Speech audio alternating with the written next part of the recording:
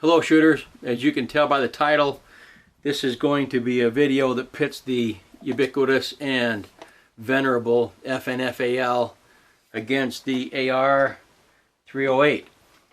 Specifically, this example is a Smith & Wesson M&P 10. Just some background. Years and years ago, the big three 308 battle rifles were the HK91, the M1A, and the FN FAL.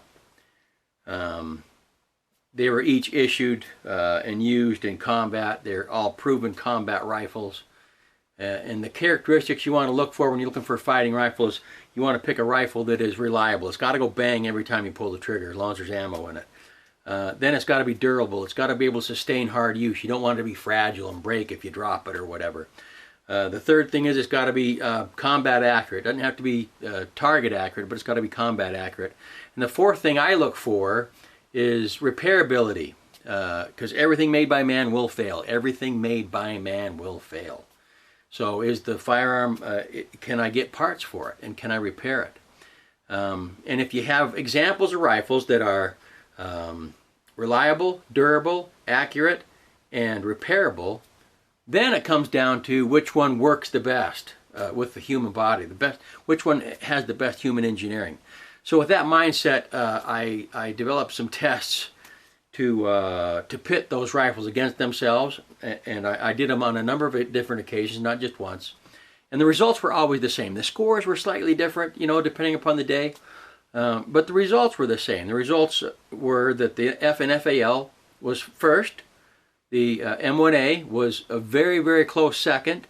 The HK91 or G3 variant was a distant third, because it just doesn't work as well with the human body as the FN FAL, the M1A. Now I know all the HK worshippers are going to be pissed off, and I'm going to get some hate mail over this, but that's because you're too emotionally involved in your firearm. You have to view it as a tool. Okay, and if you view it as a tool and objectively, it's not the most ergonomic firearm on the planet. I'm going to post a link below in the comment, just above the comment section. You'll be able to go to an article that I wrote years and years ago about my experience with these tests running the FN FAL against the M1A and the G3. And I put my opinions down there. I eventually sold my HK91 and my M1A. I do regret that now, but only from an investment standpoint, because in my mind the FN FAL is still a superior rifle. And then fast forward a bunch of years, you know, a couple years ago I picked up a Smith & Wesson M&P 10. I've put quite a few rounds through it, and so for the past some months now I've had it running around the back of my mind, how would the AR308, the modern AR308, stack up against an FN FAL. So that's what this video is going to be about. I had fun making it. I hope you enjoy watching it. If you have any comments or questions, please post them below. And in the end of the video, I will give my final comments. But without further ado, let's go into the tail of the tape. The AR308 wins the tail of the tape. It's got an inch shorter overall, almost 2 inches more barrel, and it's almost a pound and a half lighter, and it shows too. Okay, no muzzle devices of any type, because that can skew the results. No slings were used. I wanted the recoil to bounce the rifle around if it was going to bounce around. All the bullets were Brit bullets, red, white, green. Shout out to me limey chums. Cheers, mates. Here's the methodology I used for these tests. This is different than what I used back in the day. Back in the day, I was getting ammo for less than 10 cents a round. Nowadays, it's over 50 cents a round. So I pared it down and tried to catch the essence of what I did back in the day, so it would be a favorable comparison between two rifles to see which one fits the human body better than the other one.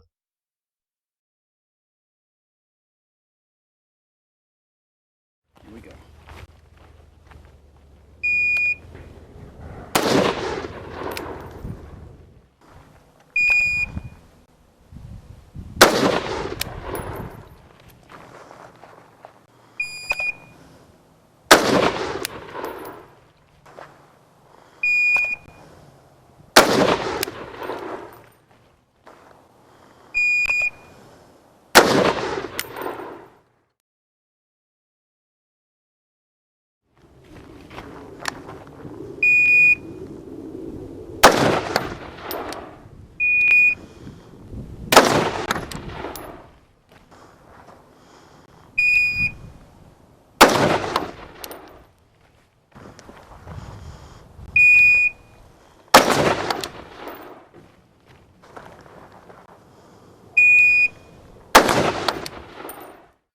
Here's the targets for the FN FAL and for the AR308. Here's the score. You can tell the FN FAL was a little bit slower than the AR308. Both of them were just as accurate as the other. Both got 0 down.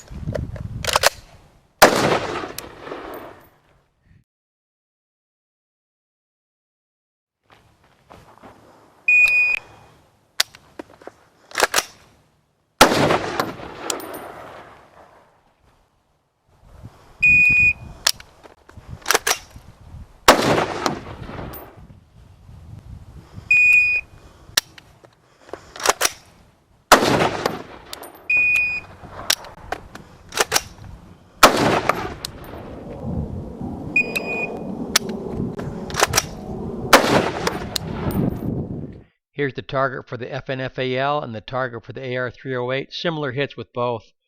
AR308 was a little bit faster than the FN FAL and a little bit more accurate. Due to the length of pole, it was just a little bit easier to operate.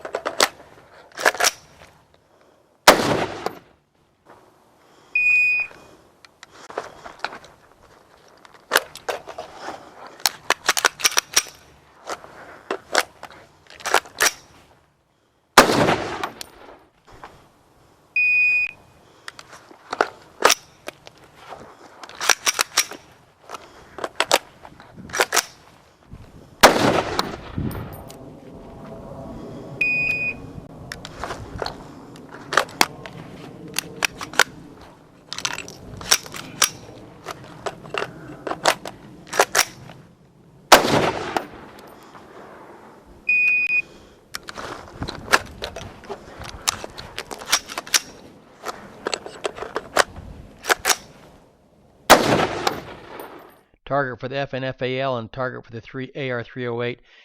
FN took this stage here. It was a little bit faster because the magazine rocks out, whereas the AR had to pull straight out, and it was hard to overcome that pressure of the stuck round.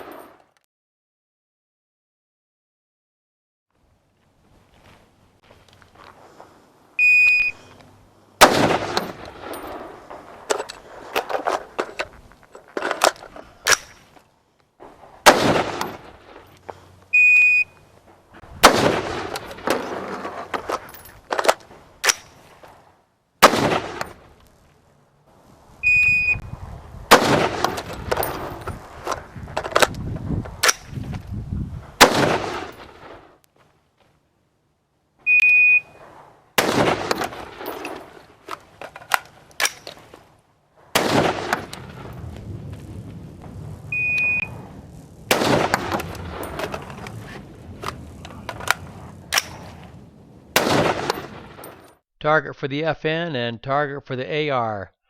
AR took this stage because the mag doesn't rock in, it sticks in straight. FN was a little bit slower because it had to rock in and the hits weren't quite as good.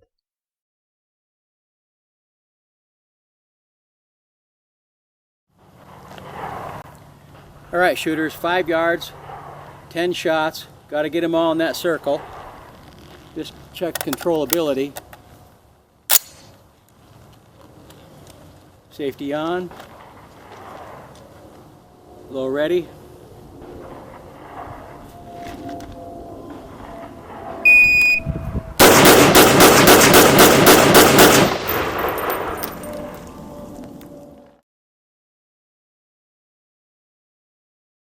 Ready.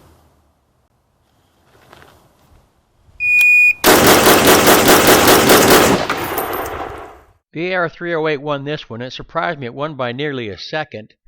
Probably because of the shorter length of pull, it was easier to control.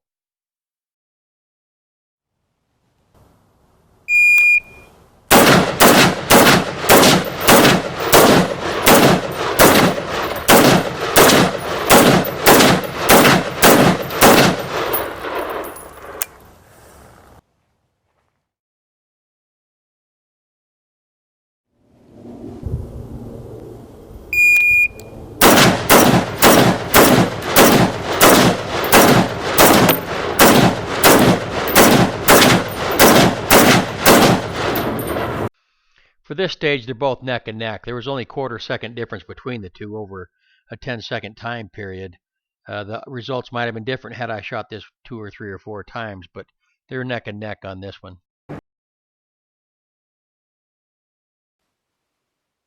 Okay, shooters, time for final thoughts. The FN FAL, in my mind, is still the best .308 battle rifle on the planet. But it shows its age. And I don't mean from a metallurgical or any of that standpoint. I do somewhat, but mostly the length of the pull. The length of the pull is really, really long, and it really hinders it compared to a rifle that has a shorter length of pull. And the other is the weight. This weighs, over 1.5 pounds more than my AR308. To put that in perspective, a loaded PMag.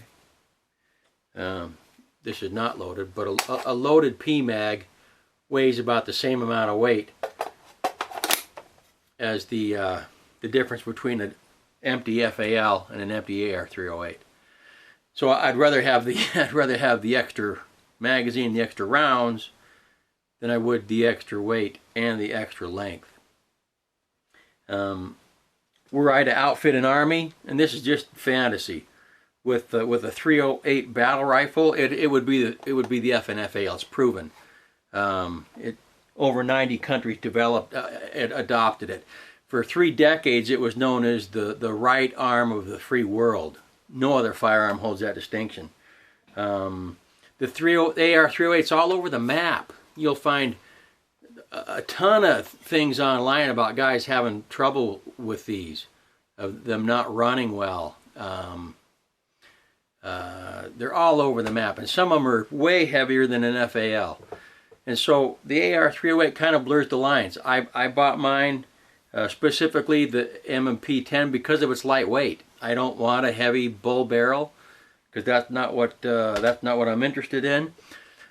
That puts it in a different category. I'm not going sniper rifle DMR here. I'm comparing battle rifles, which is just another thing I really like about the AR308 is it's really easy to scope because it is an AR with a flat top. So it's a piece of cake to throw a scope on the dang thing. So for an individual standpoint, I'm going to choose the AR308. It's lighter. It's just as reliable for me as the FN FAL. My scores show that I did better with it. It works better with the human body a teeny bit, mostly because of the length of pull and the weight.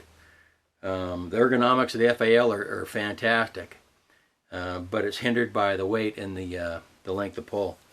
So if you're going to get an FAL, get like this one. This is a factory-built Imbel. This is built in the same factory that they made the military ones. This was imported by Springfield Armory years and years ago. DSA makes an excellent FAL. any other make of FAL, and you're rolling the dice. You may get one that's reliable, you may not. With an AR308, unless you're really into tinkering, I would suggest you get one factory built or built by a gunsmith that'll back it up, and if it's not reliable, he'll work on it till it is. My particular M&P 10, there was a break-in period, and that kind of surprised me, because with an AR, with a 5.56, you throw the parts together, you're good to go, using quality parts. I had to put 200 rounds or so, right at 200 rounds through my M&P 10 before it would lock back on an empty magazine. And there was some, failures to feed the first few rounds because it was new and stiff. Now it runs like a top. It runs just as reliably as my FN FAL does, or my M1A did, or my G3 did, my HK91. So anyhow, I had fun making this video. I hope you enjoyed watching it. If you like what I do, please like, subscribe, and share. Any questions, ask them below, and I'll do my best to answer them. Sorry for the rambling, and we'll see you next time.